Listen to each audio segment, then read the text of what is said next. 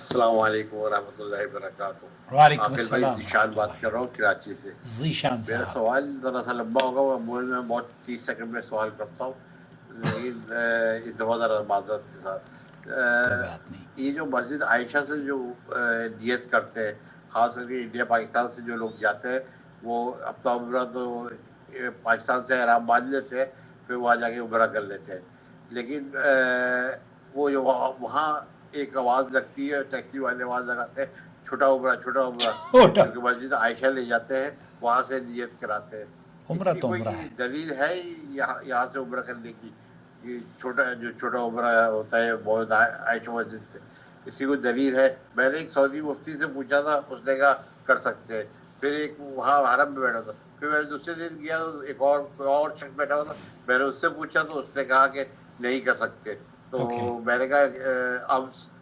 امس وہ جو عربی تھوڑی سی آتی ہے، امس میں نے پوچھا تھا، اس نے کہا وہ ہوتا ہے انفی ہو، تو اس نے آپ کو یہ جواب دیا ہو، تو اس کی دلیل بتائیے گا۔ اور قاری سہیب میر صاحب جو ہے وہ کہتے ہیں کہ جن کو حضرت عائشہ والا مسئلہ ہو تو سمجھ میں بھی آتا ہے کہ وہ نیت کر سکتے ہیں، تو قاری سہیب میر شیخ قاری سہیب میر صاحب اس کو منع کرتے ہیں، تو سعودی علماء اس بارے میں کیا کہتے ہیں؟ سعودی علماء اس سلسلے میں کیا رہنمائی کرتے ہیں، میں آپ کی خدمت میں سماحت الشیخ عبدالعزیز بن باز کا فتویٰ اور ان کی جو دلیل ہے وہ بھی پیش کروں گا۔ دراصل اس سلسلے میں اہل علم کے درمیان اختلاف ہے۔ ایک تو یہ رائے ہے کہ آپ اگر مکہ مکرمہ میں موجود ہیں اور پھر آپ نے عمرہ کر لیا ہے، دوسرا عمرہ کرنا چاہتے ہیں، تو اس سلسلے میں اکثر اہل علم کا موقف یہ ہے، کیونکہ اللہ کے رسول صلی اللہ علیہ وسلم یا اسلاف کا طریقہ کار یہ رہا کہ ایک وقت میں یا ایک سفر میں ٹو بی اسپیسیفک ایک سفر میں ایک ہی عمرہ کیا کرتے تھے۔ لیکن شیخ بن باز وغیرہ اور اہل علم کا ایک بڑا طبقہ ہے، وہ یہ کہتا ہے کہ دوسرا عمرہ کرنے کی ممانعت نہیں ہے، اس لیے آپ میقات سے اگر عمرہ کریں گے احرام باندھ کے تو آپ کے لیے جائز ہوگا۔ یہاں جو ذیشان بھائی جاننا چاہ رہے ہیں وہ یہ کہ آیا جو چھوٹا عمرہ ہے، میرے خیال سے وہ ٹیکسی والوں نے اپنی ایک خاص اصطلاح بنائی ہوئی ہے کہ چھوٹا عمرہ کہاں سے کیا جائے۔ عمرہ تو عمرہ ہے، اس میں چھوٹا بڑا نہیں ہوتا، یا تو عمرہ ہے یا حج ہے یا بیت اللہ کا طواف ہے، یہ عبادات ہے جو کہ اللہ کے رسول صلی اللہ علیہ وسلم سے ثابت ہیں۔ چھوٹا عمرہ ہو، متوسط عمرہ ہو، پھر بڑا عمرہ ہو،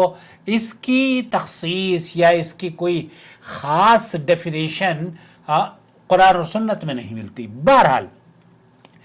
اللہ کے رسول صلی اللہ علیہ وسلم کے ساتھ جب اما عائشہ رضی اللہ تعالی عنہ نے سفر کیا، صحیح بخاری کی اور صحیح مسلم کی یہ حدیث ہے، 1780 بخاری پر ہے اور صحیح مسلم میں 1211۔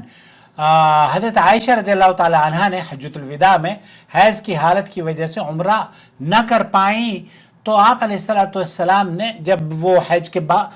کے بعد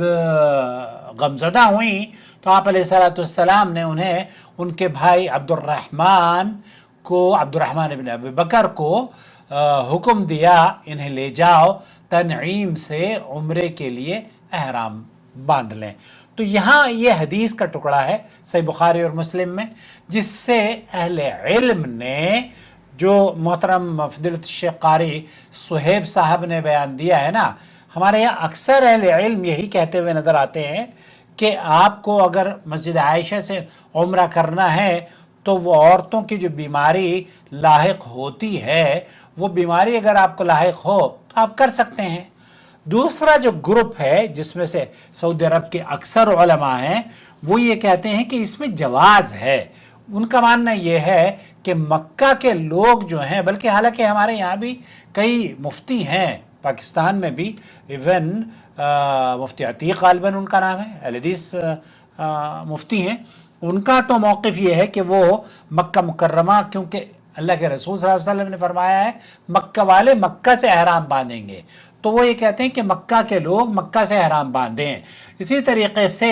شیخ ابن باز کا، شیخ عثیمین کا اور کئی اہل علم ہیں جو کہ اس سلسلے میں مختلف آراء رکھتے ہیں. کچھ کا کہنا یہ ہے کہ آپ اگر دوسرا عمرہ کرنا چاہتے ہیں ممانعت نہیں ہے, آپ میقات چلے جائیں, طائف چلے جائیں, طائف سے احرام باندھ کر آ جائیں. اور شیخ ابن باز وغیرہ کا اور یہاں کی جو فتویٰ کمیٹی ہے ان کا موقف یہ ہے کہ آپ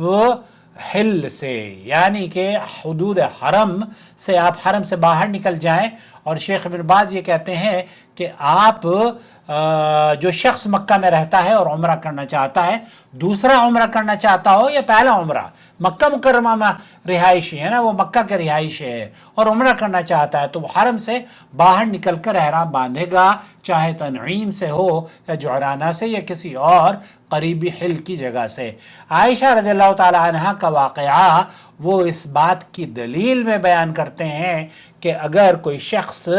تنعیم جانا چاہے تو مسجد عائشہ کی وہ مقام جہاں اللہ کے رسول صلی اللہ علیہ وسلم نے مسجد عائشہ کو یہ حکم دیا تھا کہ اب ان کے بھائی کو یہ حکم دیا تھا کہ انہیں لے جاؤ اور وہاں پر آپ ان کا احرام یہ باندھ لیں گی, وہاں سے اپنے عمرے کا آغاز کریں گی, عمرے کی نیت کریں گی. تو بہت سے علماء ہمارے یہاں یہ کہتے ہیں کیونکہ عبد الرحمن ابن ابی بکر نے وہاں سے اپنی بہن کو تو احرام بندھوایا لیکن خود نہیں باندھا. تو کئی علماء کا موقف اس سلسلے میں وہ جواب دیتے ہوئے کہتے ہیں کہ یہ کوئی دلیل نہیں ہوئی کہ ابو بکر کے ایک بیٹی نے رضی اللہ تعالی عنہا نے احرام باندھا ہو اور ان کے بیٹے نے احرام نہ باندھا ہو. تو اس پہ نبی کریم صلی اللہ علیہ وسلم نے چونکہ اجازت دی تھی اور اس میں یہ کوئی کہیں اس طرح کی کوئی قید کسی نے نہیں لگائی ہے, نہ ہی نبی کریم صلی اللہ علیہ وسلم نے یہ فرمایا ہے کہ یہ صرف حیض والی عورتوں کے لیے ہے, بلکہ آپ علیہ الصلوۃ والسلام نے مجرد رخصت عطا فرمائی تھی اور اس رخصت کو مد نظر رکھتے ہوئے ہی اہل علم کا ایک بڑا طبقہ ہے جو یہ کہتا ہے کہ مسجد عائشہ سے احرام باندھا جا سکتا ہے. یہ کہنا کہ چونکہ ابو بکر کے بیٹے حضرت عبد الرحمن ابن ابی بکر نے وہ احرام نہیں باندھا تھا تو احرام وہ باندھ بھی لیتے یا نہیں بھی باندھتے تو اس سے اس کی ممانعت ثابت نہیں ہوتی اگر انہوں نے احرام نہیں باندھا, جب تک کہ کوئی نص نہ موجود ہو کہ یہاں صرف یہ عورتوں کے لیے ہے. جب نص کوئی دکھائے گا, اکثر اہل علم کا موقف یہ رہا ہے کہ نص اگر کوئی دکھائے گا کہ یہ حضرت عائشہ کے لیے ہے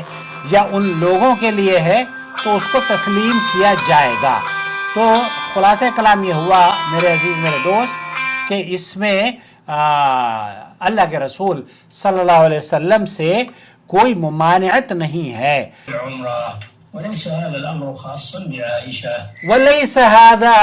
امر خاص لعائشہ. شیخ صالح الفوزان ہے وہ یہ کہتے ہیں کہ یہ جو رخصت ہے یہ حضرت عائشہ کے لیے خاص نہیں ہے بلکہ الواجب على علماء الحق أن يتقوا الله ويعلموا الناس مجھے امید ہے ويرشدوا الناس من طريق الإذاعة من طريق الكتابة والصحابة